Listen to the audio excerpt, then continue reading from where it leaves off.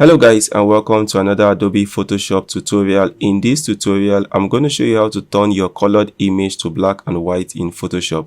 To begin, simply hold down Ctrl plus Shift plus U for Windows users, or Command and Shift and U for Mac users. And as you can see, this image has already turned to black and white, but we can enhance this further. To do that, we need to adjust the image.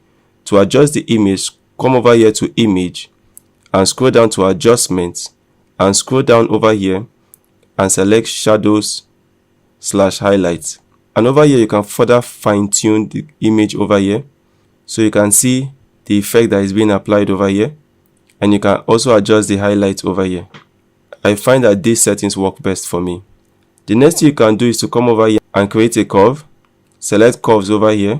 The next thing you need to do here is to create an S curve. So I'm just going to create two dots, one here and one down here, and I'm going to pull this down a bit and lift this up a bit. And that's it guys on how to create a black and white image in Photoshop. Thank you for watching and see you in my next tutorial tomorrow.